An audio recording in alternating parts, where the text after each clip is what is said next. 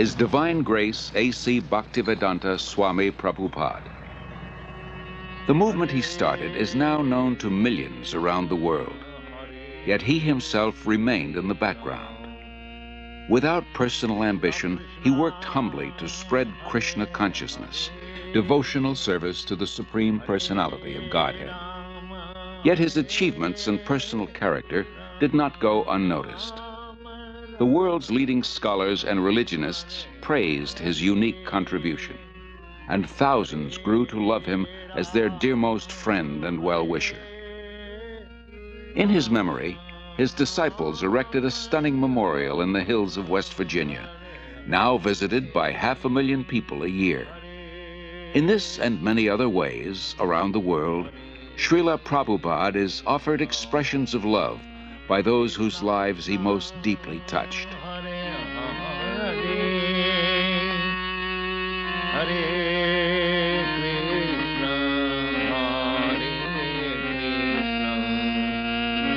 Krishna Krishna, Hare Hare,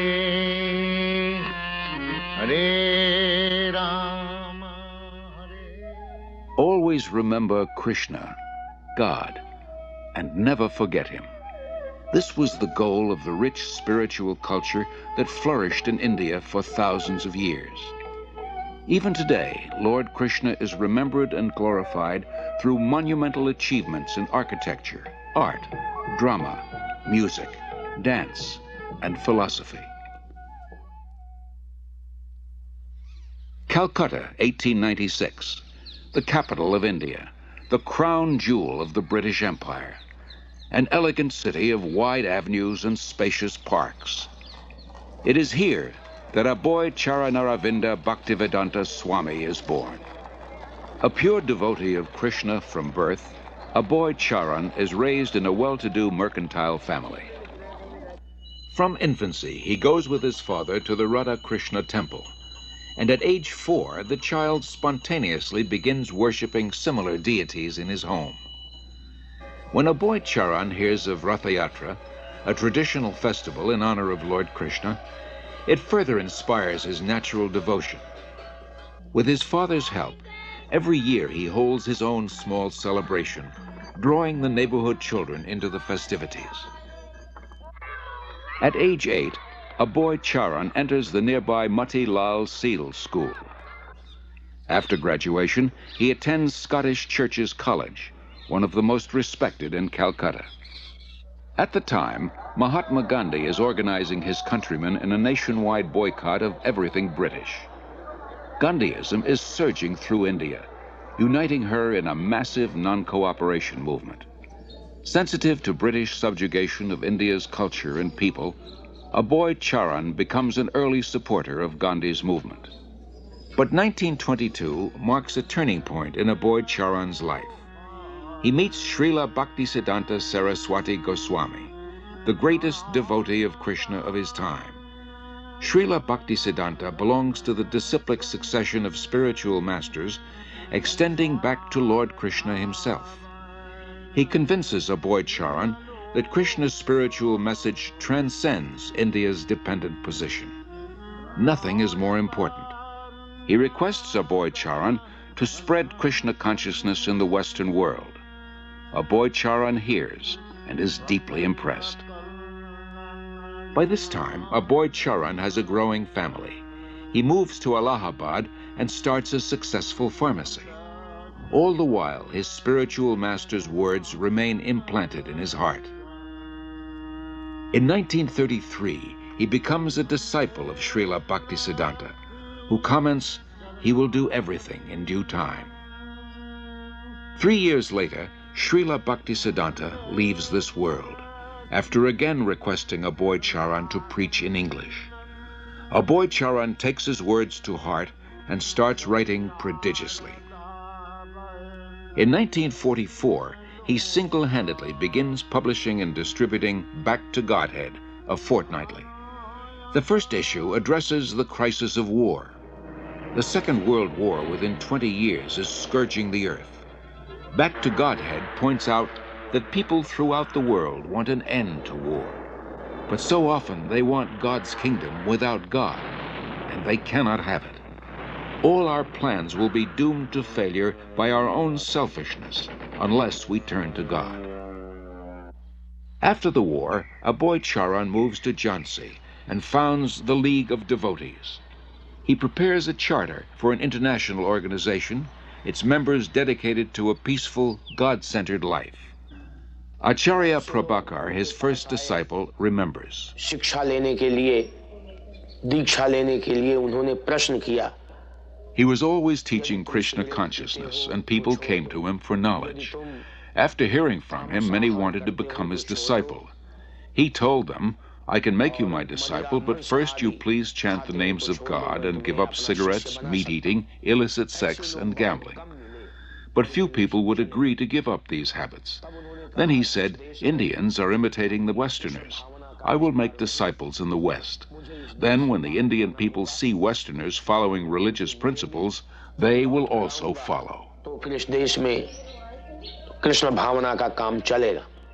Following tradition, at age 58, a boy Charan retires from family life, and 5 years later accepts the renounced order.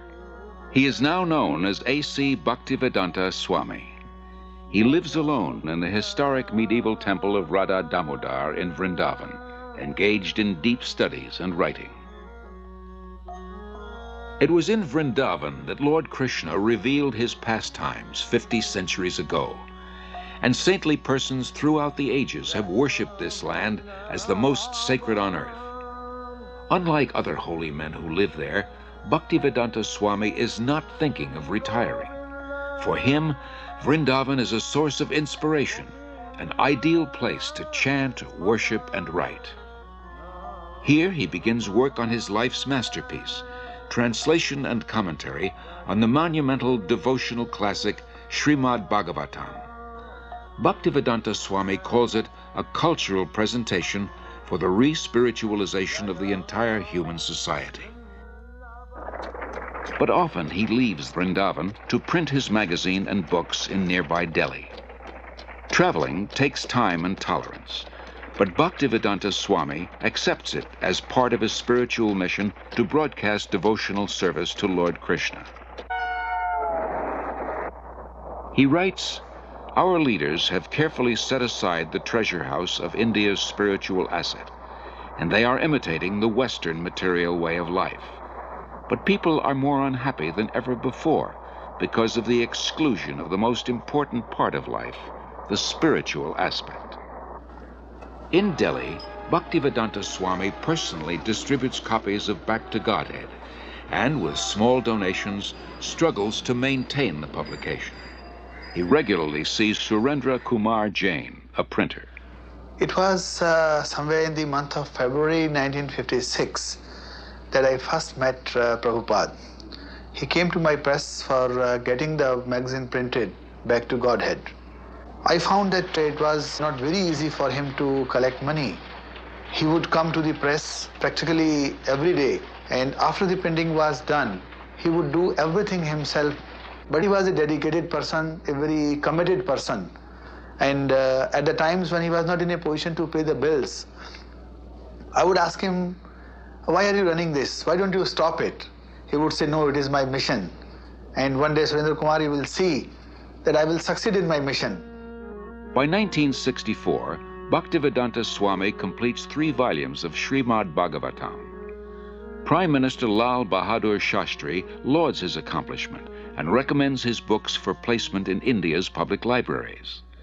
Sumati Morarji, chairman of the Scindia Steamship Company, gives contributions for printing Bhaktivedanta Swāmi's books and arranges for his passage to America. And he used to come every evening. And one day he said that he would like to go to America. I was surprised. I said, Swamiji, don't go there. You are too old to go, and it will be too cold for you. Still he insisted. So I said, all right. So I made arrangement for him to go by Jaladuta. On way, while he was passing through Suez, that day was Lord Krishna's birthday, and he gathered all the people on board the ship, all the crew members, officers, and recited some shlokas, and then some prasad was distributed to them and all that. Bhaktivedanta Swāmi, a lone mendicant, 70 years old, traveling halfway across the world. His only resources, the message he carries and his unflinching faith. The voyage on the Jaladuta proves a great trial. Bhaktivedanta Swāmi endures seasickness and then suffers severe chest pains. In 2 days, he has 2 heart attacks. If another comes, he thinks he will surely not survive. But gradually, he recovers. He writes, "I feel today better, but I am feeling separation from Vrindavan. I have no qualification, but I have taken up the risk just to carry out the order of my spiritual master." September 17th, 1965. The Jaladuta arrives in Boston Harbor. On board, Bhaktivedanta Swāmi writes, "My dear Lord Krishna, you are so kind upon this useless soul, but I do not know why you have brought me here. Most of the population here is absorbed in material life. How will I make them understand your message? I can simply repeat your words, and if you like, you can make my power of speaking suitable for their understanding. I have no devotion, nor do I have any knowledge, but I have strong faith in the holy name of Krishna. I have been designated as Bhaktivedanta, devotion with knowledge, and now, if you like, you can fulfill the real purport of Bhaktivedanta. Signed, the most unfortunate, insignificant beggar, A.C. Bhaktivedanta Swāmi."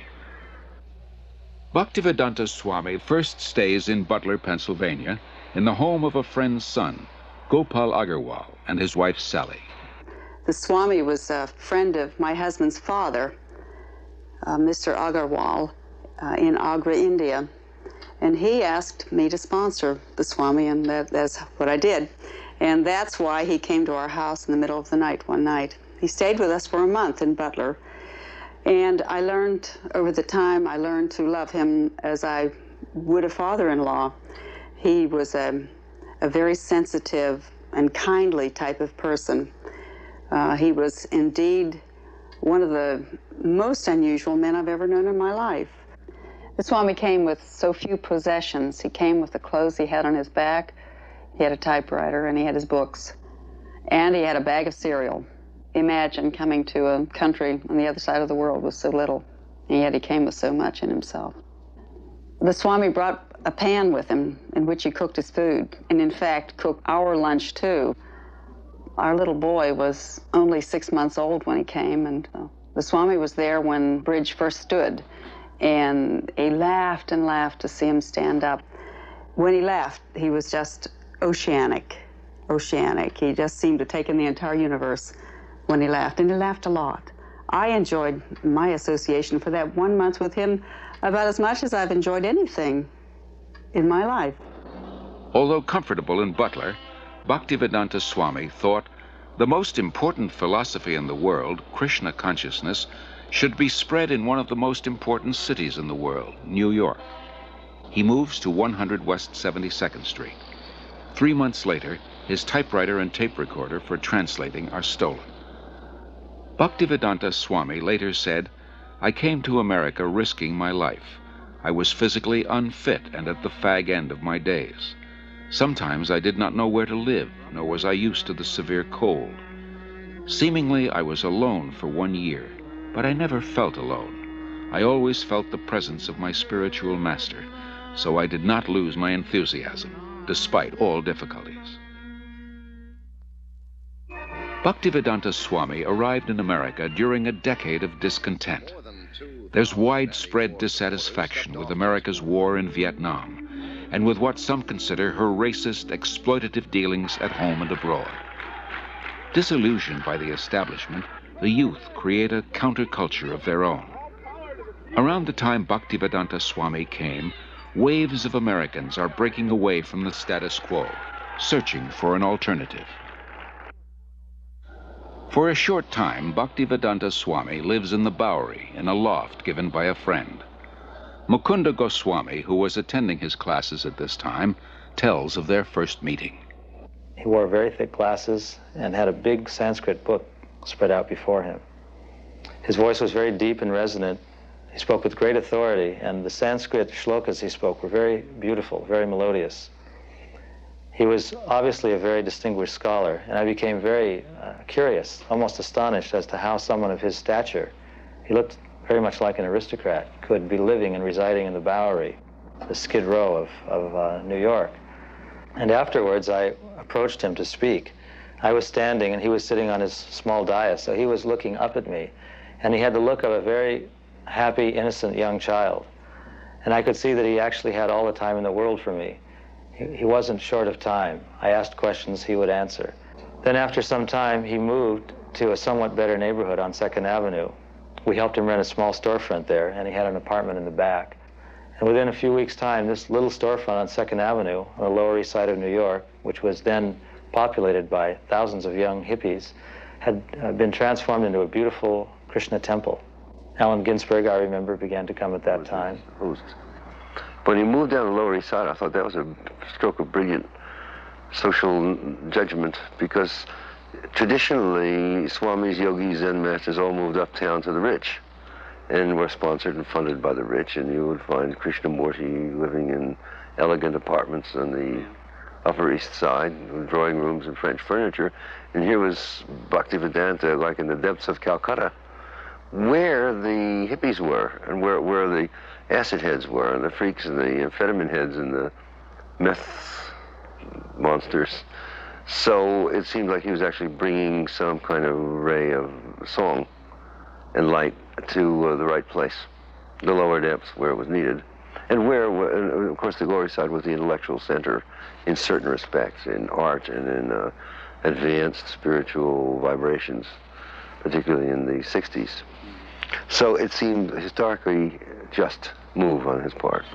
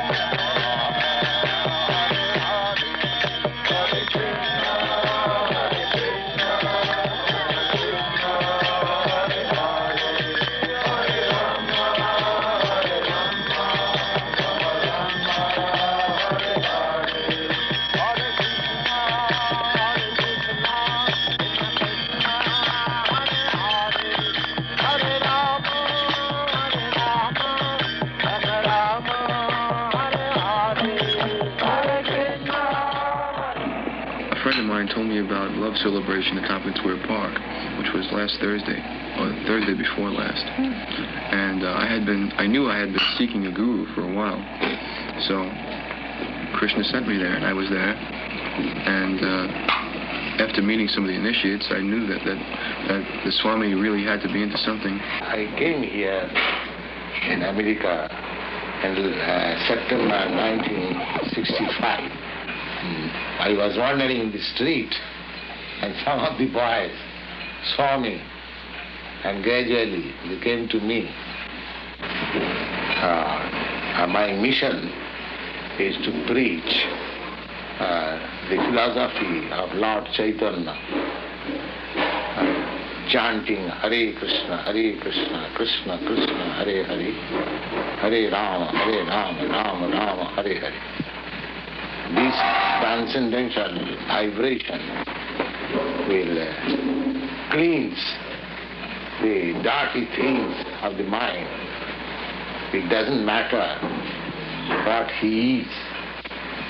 This transcendental vibration is equally appealing to everyone without any question of language, nationality, creed, or caste. Because it is coming forth from the depth of the soul. Krishna was all along preparing something, Bhaktivedanta Swami later wrote, and he brought you to me one by one, sincere boys and girls, to be trained in Krishna consciousness. Now I can see that it is a miracle.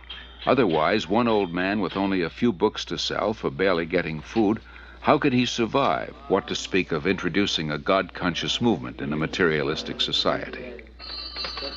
For Bhaktivedanta Swami, these are happy days. Singing and speaking with the vigor of a young man, he brings the Hare Krishna movement into the public eye by chanting in the parks, by distributing Back to Godhead magazine, by holding free Sunday love feasts. Many are attracted. His hopes for the future expand without limit. The Hare Krishna movement has taken root.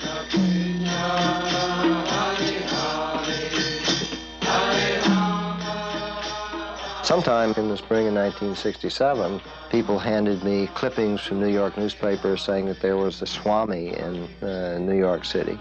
So I went to New York to look up this person and his movement. My first contact was with disciples apart from Bhaktivedanta Swami, and I was frankly somewhat disappointed by the disciples. They seemed to be not very informed about what they were doing. They were unclear about the whole thing.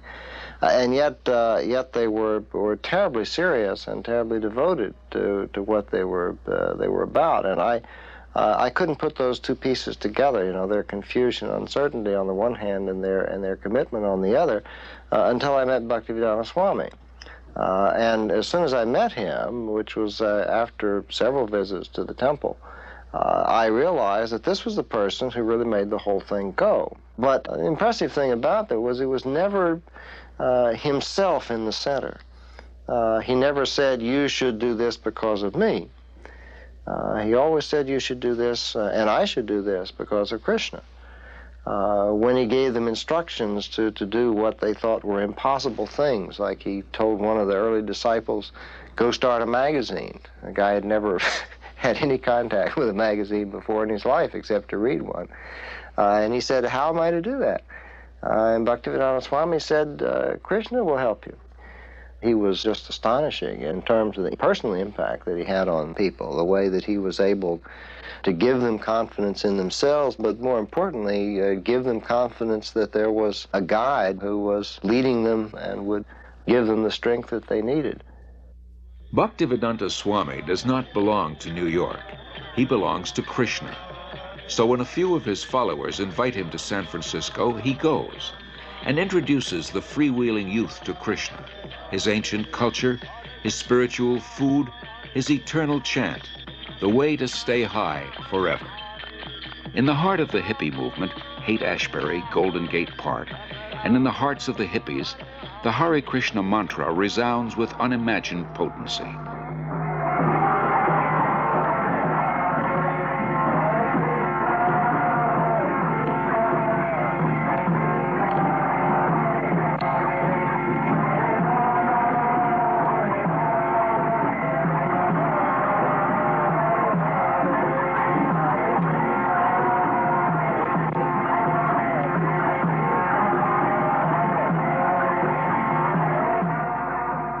As in New York, Bhaktivedanta Swami gathers sincere followers. The Hare Krishna movement begins to grow. Bhaktivedanta Swami becomes respectfully known as Prabhupada, meaning one at whose feet the masters sit.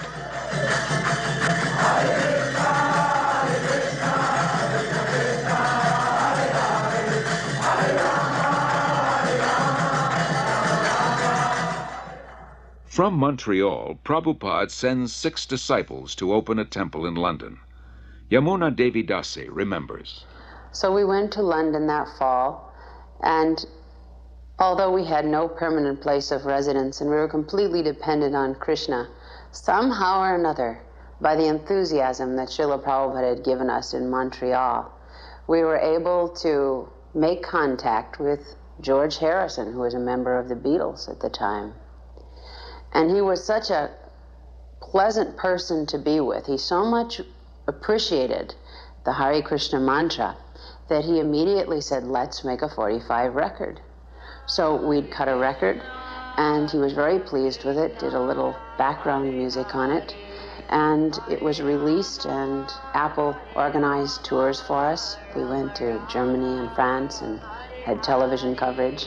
And in this way, the London Times wanted to do, the Sunday Times wanted to do a feature on us, and we were able to send the report back to Śrīla Prabhupāda with the headlines, "Krishna Consciousness Startles London."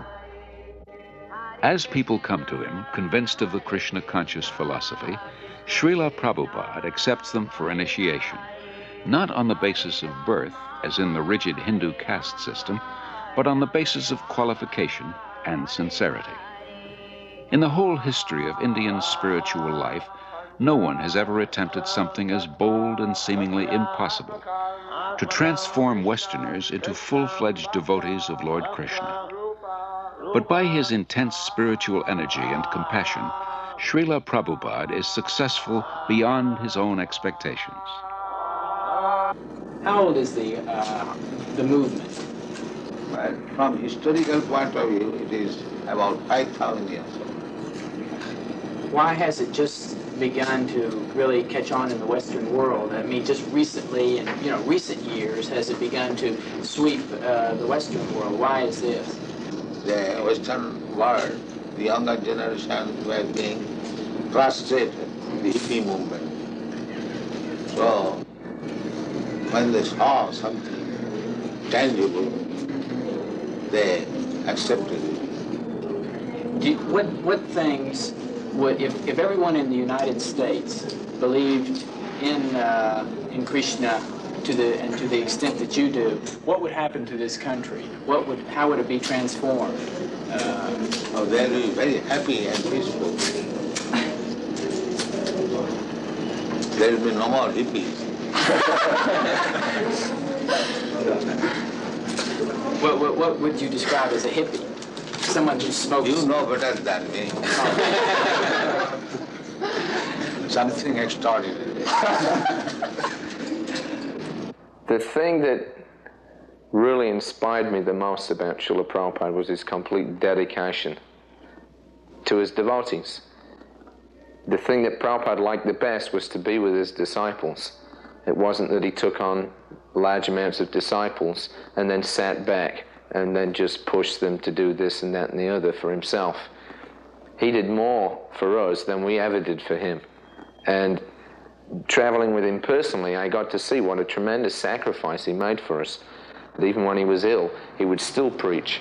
He would still be concerned. He would still be asking after how things were going in the society that he created, how were individual disciples doing. He always had time also to look to our personal needs. He was very concerned. Prabhupada wasn't aloof.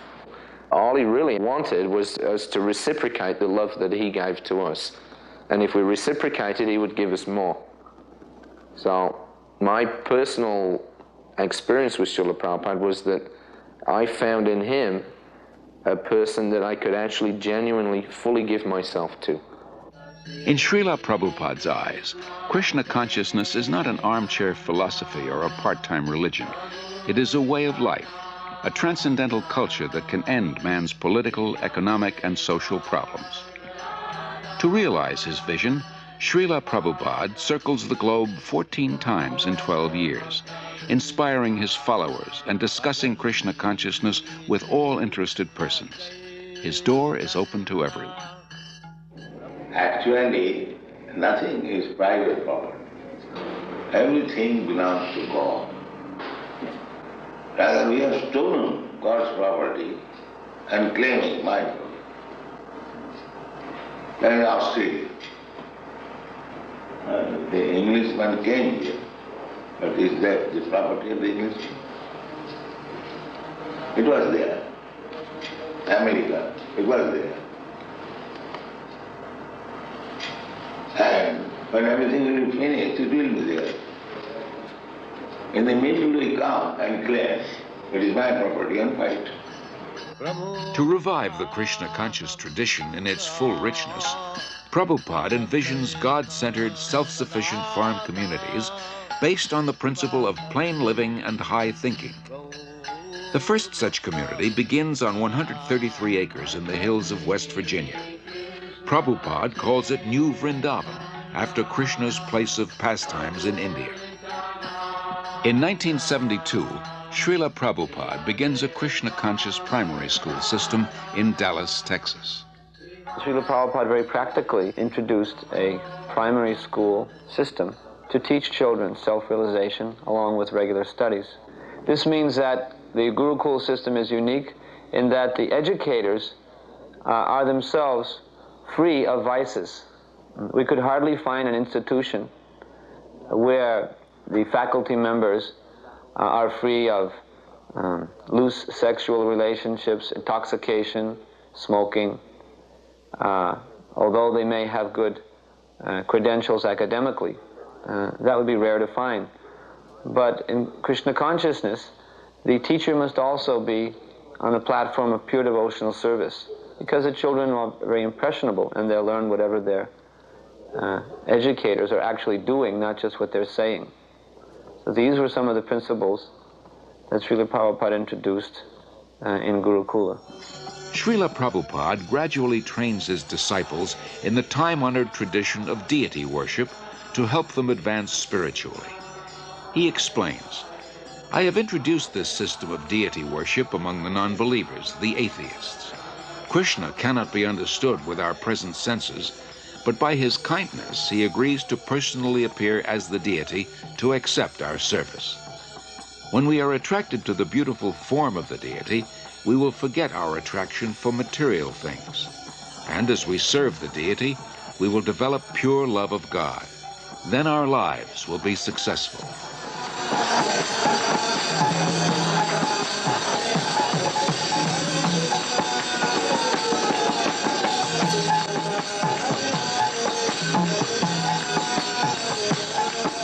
In Melbourne, Australia, Śrīla Prabhupāda worships Lord Chaitanya, a divine incarnation of Krishna. By Chaitanya Mahaprabhu's mercy, we have installed the deity here in your country. You are very fortunate that Chaitanya Mahaprabhu has come to your country to teach you how you become free of all anxieties. This is Chaitanya Mahaprabhu's mission. Everyone is full of anxiety, but everyone can be free from all the anxieties if he follows the path chalked out by Sri Chaitanya Mahaprabhu. As people are followed in this age, the method also has been offered very simply. They have been recommended simply to chant the holy name of God. That's all. For 5 years after first arriving in America, Śrīla Prabhupāda presents Krishna consciousness primarily to Westerners, from housewives to hippies to heads of state. Then, in November 1971, after a world tour, he returns to Delhi with some of his followers. The mayor receives him with the fanfare that greets a homecoming patriot. Prabhupada quotes Lord Chaitanya, "It is the duty of those born in India to benefit others by spreading Krishna consciousness. This is India's greatest glory, her unique gift to the world." 30,000 Indians gather nightly at the Delhi fairgrounds to see the Western devotees and hear Prabhupada speak.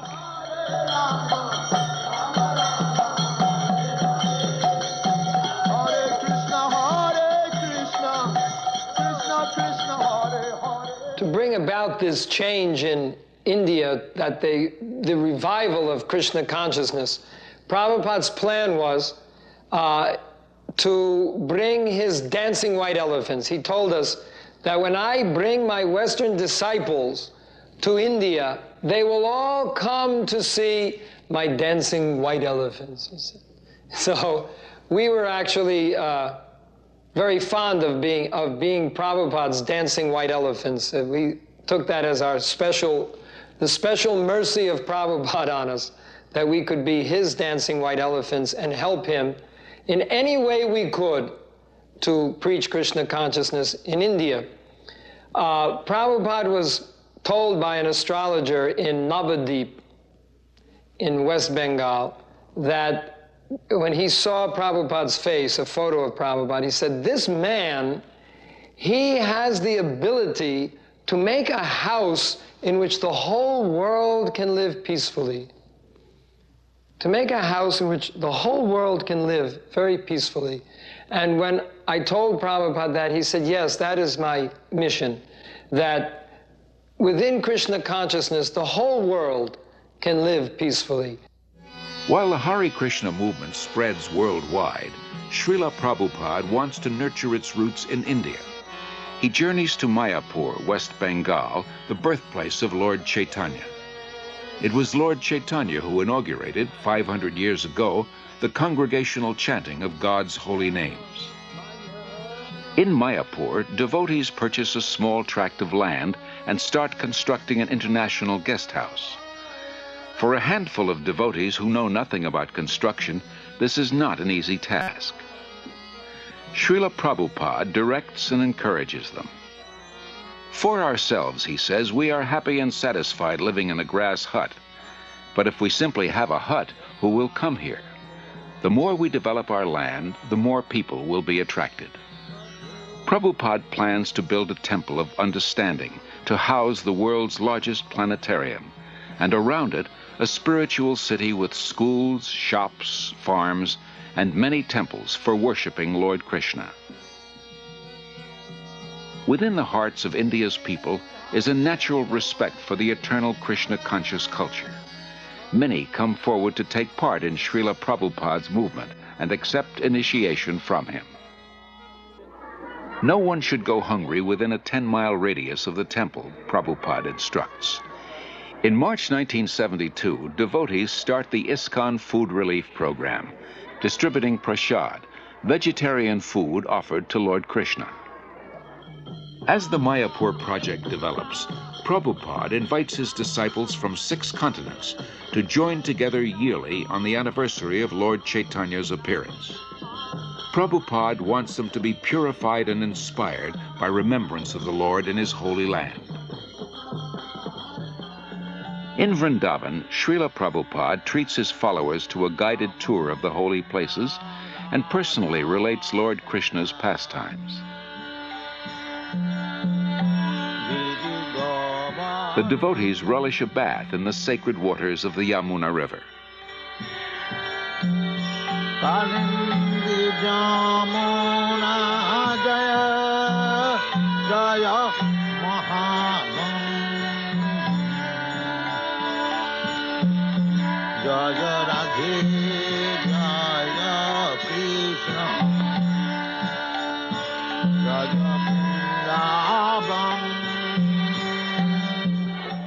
Prabhupada acquires land in Bombay, India's most cosmopolitan city.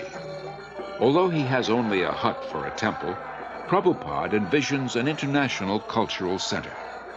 His ambition is to give as many people as possible access to the nectar of transcendental life, whether through philosophy, service, or spiritual food, so that everyone can become happy, hopeful, and peaceful.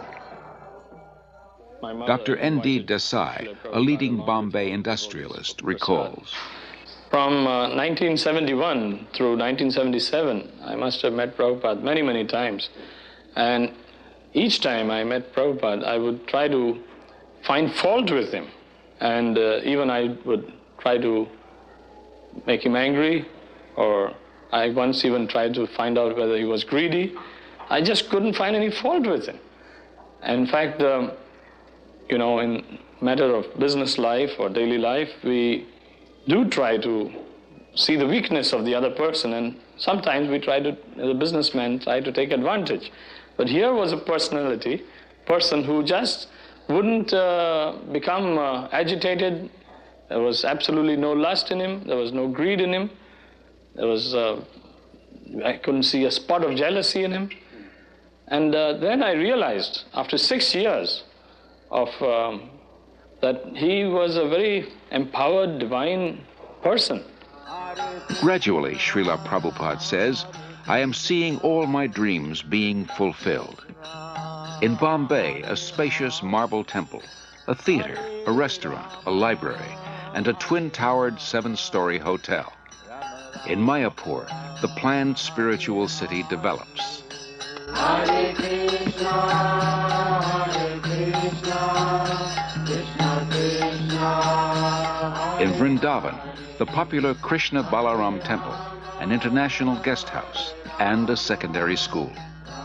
Prabhupada sees his society grow into a worldwide confederation with more than 100 temples, restaurants, institutes, schools, and farm communities. 500 years ago, Lord Chaitanya predicted that one day the holy name of Krishna would be heard in every town and village of the world. By the mid-70s, Hare Krishna becomes a household word.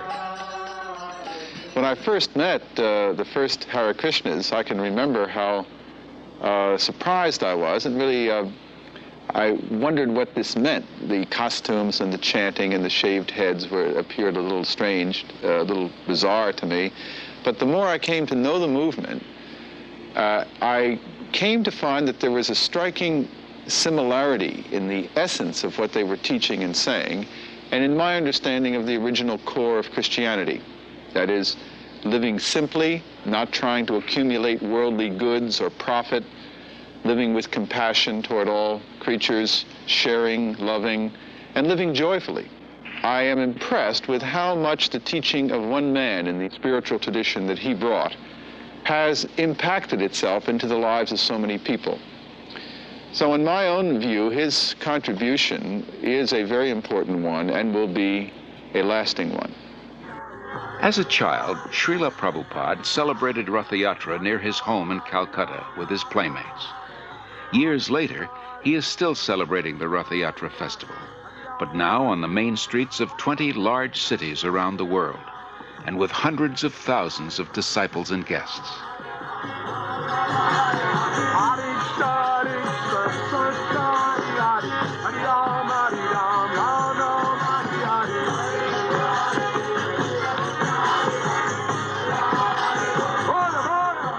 People follow, imitate Americans. I am traveling all over the world. Everywhere I see they're trying to manufacture the skyscraper building, imitating your country. So, if you kindly become Krishna conscious and chant and dance in ecstasy, emotional love of God, the whole world will follow you and it will be Vaikuntha. There will be no more trouble. Thank you very much. Hare Krishna, Krishna Krishna, Hare Hare, Hare Rama, Rama Rama, Hare Hare. Hare Krishna, Krishna Krishna, Hare Hare, Hare Rama,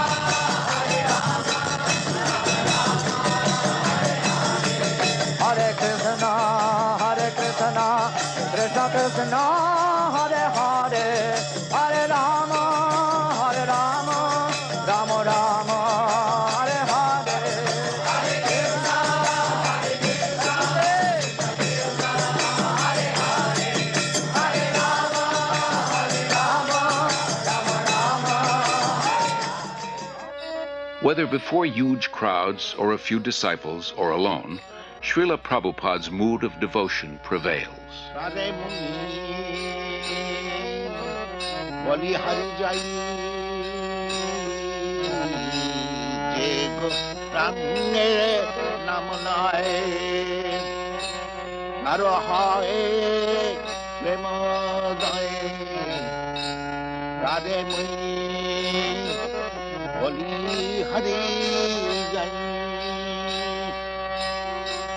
Gauranga gulate jhure, Nitalila tare jhure.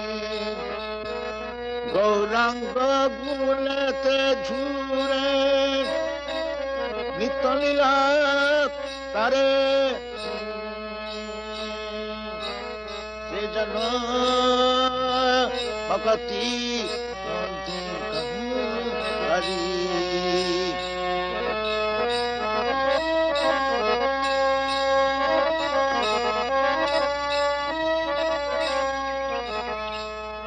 Wherever Wherever in the world he happens to be, Śrīla Prabhupāda follows a regular daily schedule.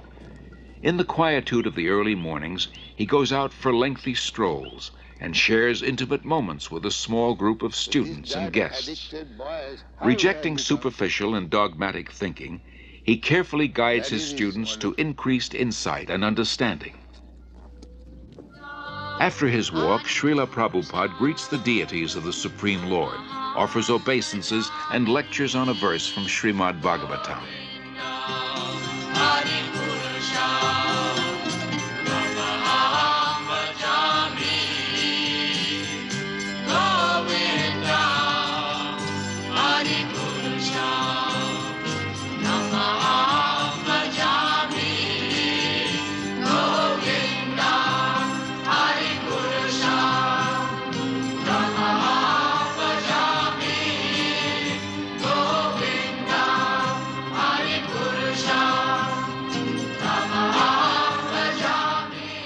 So you may have $2 million, I may have $10, you may have $100. Everyone has got some riches. That is admitted. But nobody can say that I have got all the riches. That is not possible. If somebody can say that I have got all the riches, he is God. That is spoken by Krishna. Nobody has said in the history of the world. Krishna says, Bhoktaram Jaggathamutham Sarvaloka Mahesram. I am the enjoyer of everything. And I am the proprietor of whole the universe. Who can say that? That is God. In the afternoons, Prabhupada meets with guests, here in Los Angeles with scholars of religion. Your pride, your property, your family, your bank balance, your skyscraper building, all taken. Yes, finished. Got out. This is God. Now understand God? To believe or not believe, God will come one day. He'll take you, take your everything and get out. That is stated in the Bhagavad Gita. Those who are not believer in God, to them I come as death and take away everything. Finished. That one has to believe. Yes, as sure as death. Then God is sure. So unless one is madman, he cannot say there is no God. Anyone who denies the existence of God, he is a madman. Prabhupada, wouldn't it be better to say he's blind, he's stupid? Yes, the same thing. The mad is the sum total of all stupidity. Festival takes place. Wherever Śrīla Prabhupāda is, he continues to write prolifically. Rising long before dawn, he spends hours translating and commenting on original Sanskrit and Bengali texts. Or sometimes they wash their hands and feet before entering the temple. His most significant contribution is his books. Śrīla Prabhupāda sees 60 million distributed in 28 languages. Professors from dozens of major universities use them as standard texts and write appreciative reviews. He also did a very important work in introducing to the Western world for the first time the devotional philosophy of Sri Krishna Chaitanya. Not only did he introduce these texts, but he introduced them in a way that was quite different from the other translations that had been made. I had read so many different translations, for example, of the Bhagavad Gita, which had all been interpreted from the impersonalist type of philosophy of the Advaita school. And here, you might say, for the first time was a truly devotional translation, a spiritual translation of the text, which I felt really came much closer to the true meaning and the purpose of the Bhagavad Gita. Established in 1972, the Bhaktivedanta Book Trust exclusively publishes Śrīla Prabhupāda's works. It becomes the world's largest distributor of books in the field of Indian religion and philosophy. For Śrīla Prabhupāda, the transcendental knowledge in these books forms the basis of the Hare Krishna movement, a movement prophesied to grow for the next 10,000 years. In 1977, despite his failing health, Śrīla Prabhupāda continues traveling and teaching. February 1977, the world's largest pilgrimage, Kumbh Mela in Allahabad, India. Millions gathered to bathe in the holy Ganges. Although physically weak, Śrīla Prabhupāda attends. His disciples perform kirtan and distribute books and Back to Godhead magazines. Practically from the very beginning, Śrīla Prabhupāda gave us notice that he would not always be with us. Of course, it was only a few months after he opened the storefront on 26th 2nd Avenue that he became very ill, and he had that heart attack or whatever it was, and it seemed even at that time that he might leave then. And he warned us. He said, I am an old man. I may leave at any moment. The notice is already given. 70 that has already passed. So Prabhupada was never under any illusion that he would remain forever in this world with us. But he said, my instruction will remain. And he trained us from the very beginning to follow his instruction and to use our individuality to execute his instruction for the glorification of Krishna. Although his illness steadily worsens, Śrīla Prabhupāda speaks nightly at a program in Bombay. In May, he journeys to Rishikesh at the foot of the Himalayas to try to regain his health. There he continues to instruct his intimate disciples. Then in October, Śrīla Prabhupāda returns to his old home, Vrindavan, to spend his final days.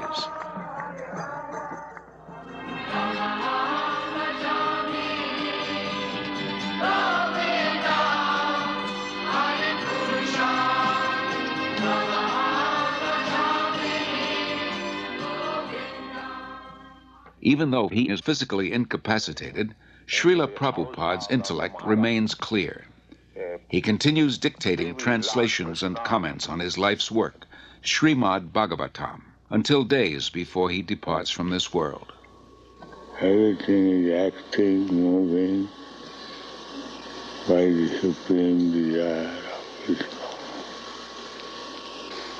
This consciousness is Krishna consciousness. November 14th, 1977, His Divine Grace A.C. Bhaktivedanta Swāmi Prabhupāda passes on.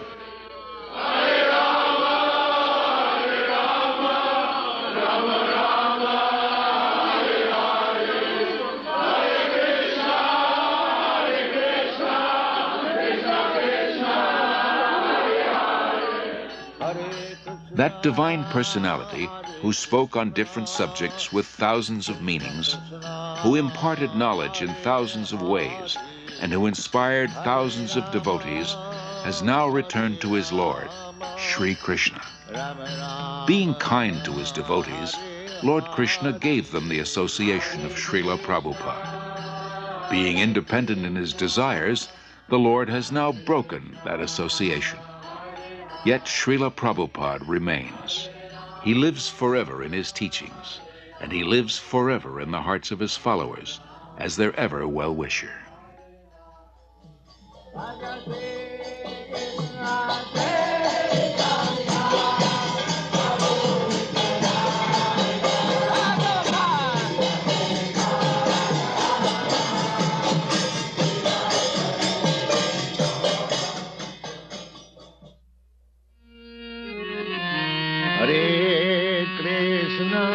Hare Krishna, Krishna Krishna, Hare Hare, Hare Krishna, Hare Krishna, Krishna Krishna, Hare Hare, Hare